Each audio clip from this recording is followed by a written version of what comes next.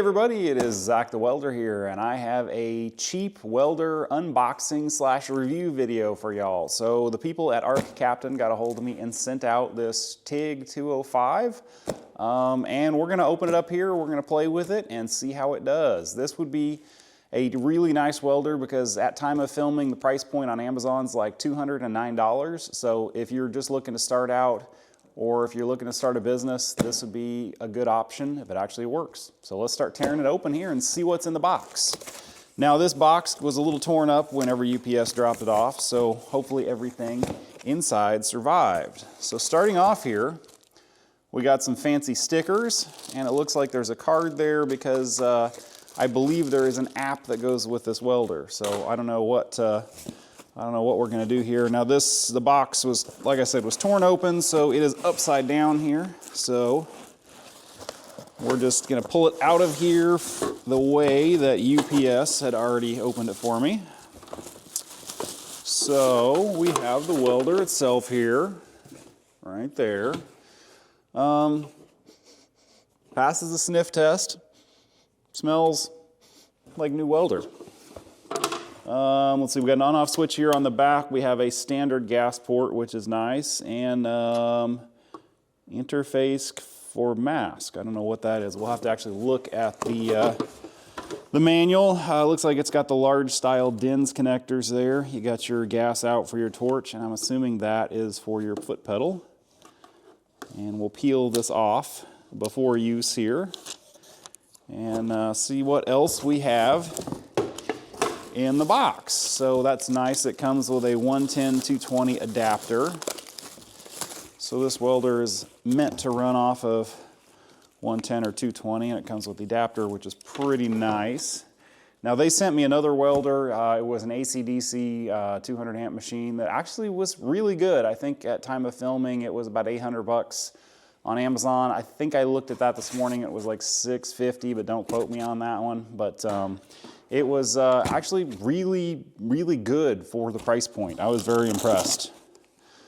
Let's see, we actually have a nice quality gas hose. That is my biggest pet peeve with some like lower price point welders is the accessories that come with it are kind of crappy. That's actually nice. That's a good quality hose there. Let's see what else we got in the box here. We have a shoulder strap, I'm assuming.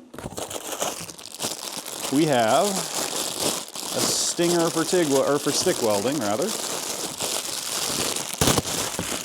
Let's take a look at it. It is about what you usually get, although it is actually longer than most. I'd guess that's 10 foot, which is a nice plus. It seems like, again, a lot of times this stuff they scrimp on lower price point machines, and you only get like a 6 foot. But my spread here is about 7 feet, and I would guess that's 8 to 10 feet, something like that. Let's see, we also have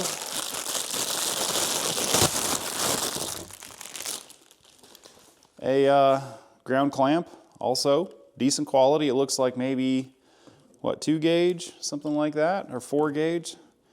I guess I could look at the specifications and find out. I'm just eyeballing it here, but it looks beefy enough and like decent where I would not just throw it away and get something else, but those are definitely usable. And it looks like we have the rest of our accessories here. This looks like your TIG torch and the rest of the stuff that came with it. So let's open it up here and see what we have in the package. So it looks like you do not get a foot pedal with this welder, but you do get a on-off clicker, which I believe that other welder that I got from them did have the same setup here. If I remember correctly, I think I had to request the foot pedal to go with it. And it looks like you also get a decent selection of TIG consumables here. And that looks like a standard 17 style torch, which is really nice. There was another company, I don't remember the name of it, that sent me like a really cheap welder that came with a torch, but it was one that I don't know what style it was because I could not find anything that matched it. So it looks like you get an 1/8 inch collet, and or an 1/8 inch gas lens, not gas lens, an eighth inch collet body there, and it looks like you get a couple of collets that go with it. But it looks like there's only, whoops, 1/8 inch that goes with it. So we'll go ahead and throw the torch together here and see if we can make this guy work. I dropped the tungsten in the process of opening this and didn't notice that it was on the floor, but the welder does come with a tungsten. So that guy will throw it in there like that. Your gas cup goes on there like that. Throw on an 1/8 of an inch collet like that. That will go in there like that, and then we'll have to go get some tungstens, but yeah, I'm pretty impressed so far. It's also another one that's probably a good 10 foot or so. And so this guy should go in the electrode negative side, and your gas will go into the gas port. And then there's your remote switch. Now we'll have to go around the shop here, get power for this guy, and then we'll have to go ahead and run a gas hose over because it does not look like this comes with a regulator. So you're going to need an argon bottle, you're going to need a regulator to be able to actually use this, but we'll go ahead and hook that stuff up and see how it works. All right, so we got the welder set up here. We're going to try the first arc with it here and see how it does. And I just got a piece of scrap stainless here and some wire, so we'll see what happens here. All right, so, okay, the high frequency start works just fine. We're set at 50 amps, which is a little cool for the type or the work that I've got here. I've just got a piece of 11 gauge stainless that was a cutoff. But so far it has a nice smooth arc. And it turns on and off with the push button, which is pretty nice. So I'm going to turn this guy up a little bit more here. So we'll see, it only goes up to 145 amps. I'm assuming it limits it off 110 volts. So we'll go up to 100 here and see how it does running off 110 volt 20 amp circuit breaker. Okay, that feels about like 100 amps should. And this has a really nice smooth arc. I like it. I really could not complain about this. Okay. Not bad. I don't know what else to say about it. Not bad. So we'll throw a piece of scrap on here and see if we can tack it real quick. Okay, you got a nice crisp arc start. You got a nice quick shut off too, which is really nice. We'll go ahead, tack that side. Now we'll go ahead and just run a bead along here. So I really like if that high frequency start stop. So if you are learning to TIG, that will make it a lot easier than trying to do lift arc or scratch start. So that is pretty slick. And I mean, this is a nice consistent heat. I'm not feeling like I have to increase or decrease my travel speed based off of inconsistencies in the welder. It is a nice consistent arc. I like that. And like I said, we're running off 110 volts right now, so you could absolutely weld 1/8 inch material with that. So there you go. Not a bad machine. I'm just using 16th inch 308 filler right there. And you can see it's not a bad looking weld.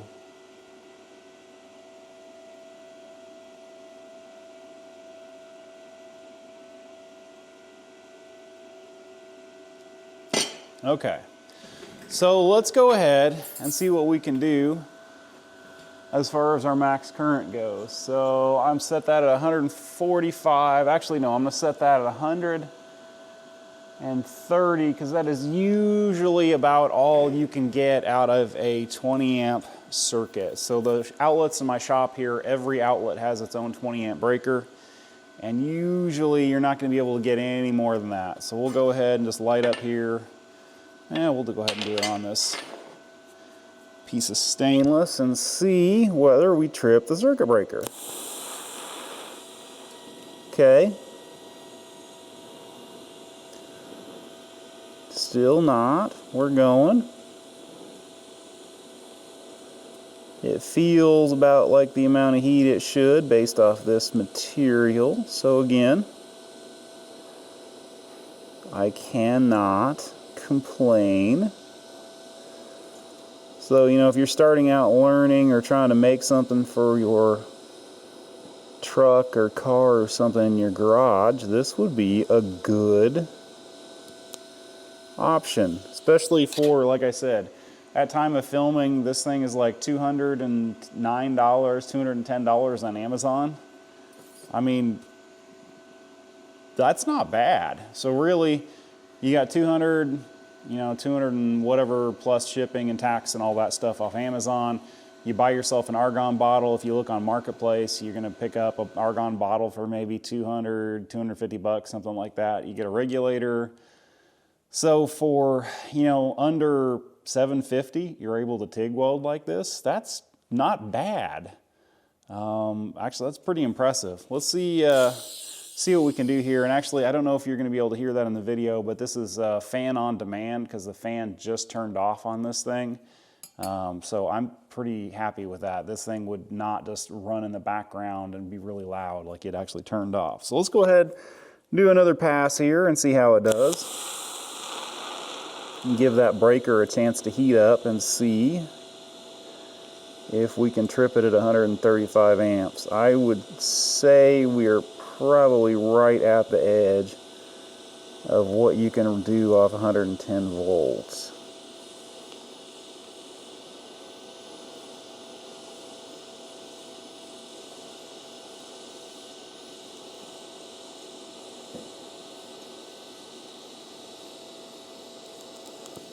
Now we're getting a little squirrely there because that part is hot, but that's not bad. I'm pretty impressed with that. So let's go ahead and see if we can play with some of the settings on this thing here and see what else it does. All right, so we're gonna play with some of the other stuff that this welder will do here. So you've got 2T, 4T, cold TIG, stick, and I kind of want to play with the cold TIG. Now I've seen TikTok videos of that, and I'm a little anxious to see how that works. So let's give it a try here. Not exactly sure how this is gonna work. Whoa, whoops. It helps if I don't drop the TIG torch. Okay, so let's see what happens. Now, my understanding is this just pulses. Whoa, so it's like pulse. That is trippy. Let's play with some settings on that because I don't really know what I'm doing.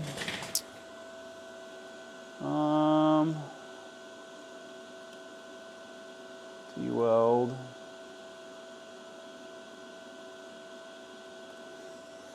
Let's see what that does. So I'm thinking that just adjusts your pulse length. Whoops. And this should be your time between pulses.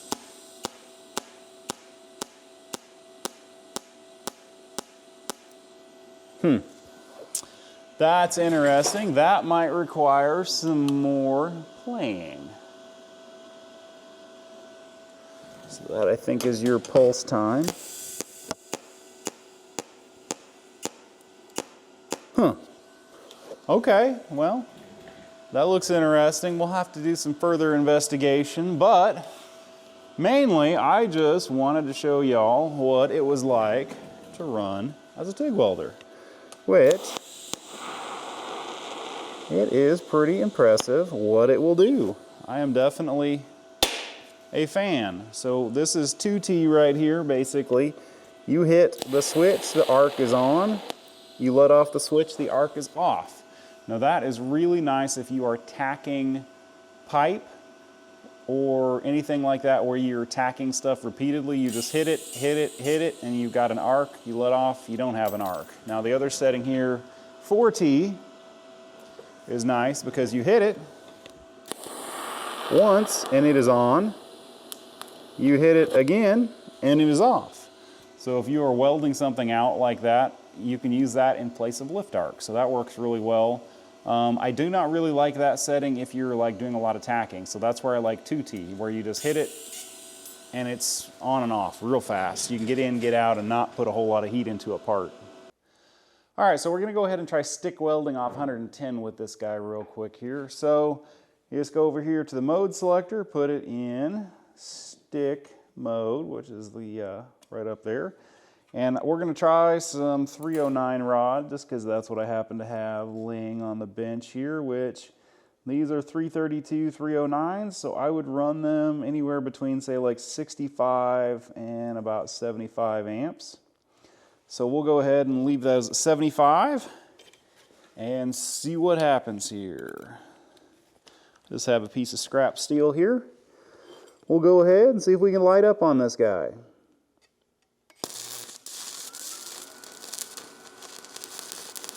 Now this rod had a little bit of the flux knocked off on the front there, but hey, that is actually not bad. 309 is typically what you would use for carbon steel to stainless steel. And generally you have to stop midway through the rod because the rod will be so hot you have to stop. But that's not terrible. Let's chip that guy off there and see what that. So for the first time ever using this guy, that's not bad. I think I'd turn it up a little bit. Maybe do, say, 85 amps, just because I'm not real familiar with this machine. But we'll go ahead, we'll lay another one next to it there and see what happens. Now I am pretty impressed. Like, I have used, again, some of these other cheaper machines that really struggle to keep rods lit. I am not really doing anything here to keep this lit other than just running it like I normally would with a much higher dollar machine. 85 definitely smoothed this guy out. That is what it needed right there. That's pretty good. I would be happy with that one.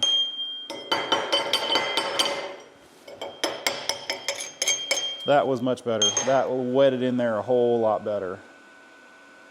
I'm real happy with that. Now I think we'll go ahead and we'll try a 6010, which I believe a lot of the machines really struggle with. So we're running a 6010. This is just a 5P plus Lincoln rod. So normally I run those anywhere between 75 with a really high dig to about 95 amps. So we'll go up to say 100 because it seems like this doesn't have a whole lot of dig. We'll try running this guy.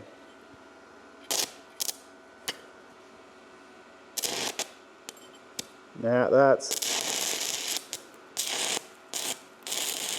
well,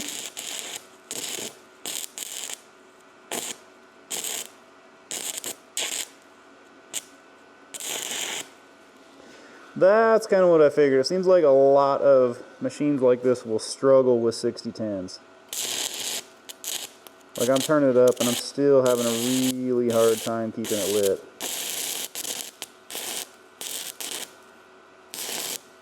So that's kind of what I expected. We'll try a 332 7018 next and see what it does.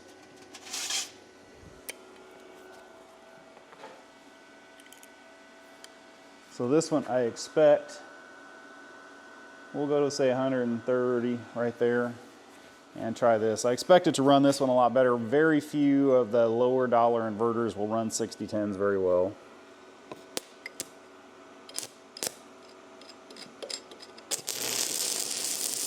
Okay, I could actually just about turn that down. That's about 130. That is way too hot. I need to be probably closer to 100.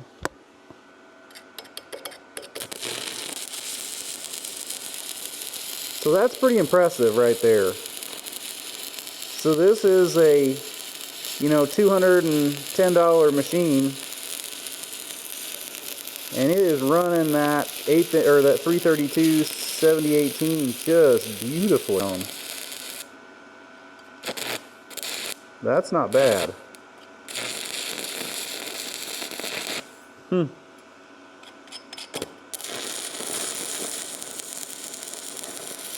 Yeah, that is actually really impressive. So I mean, if you are starting out,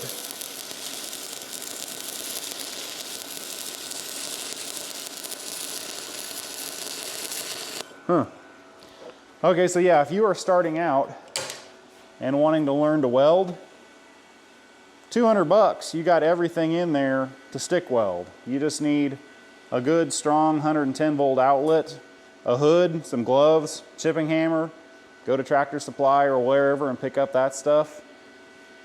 I mean, you could fix a piece of machinery and be under $300. That's pretty impressive.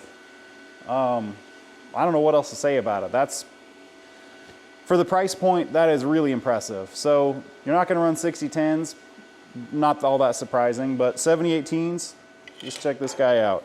I mean, yeah.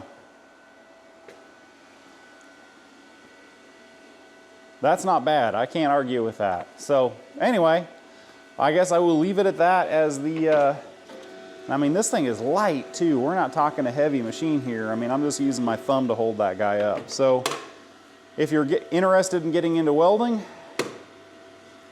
you can't really go wrong with that. You're sub $250. Like I said, $210 at the time of filming. And it's not bad. Can't argue with it. Anyway, I'm Darlington Farm. Thank y'all for watching.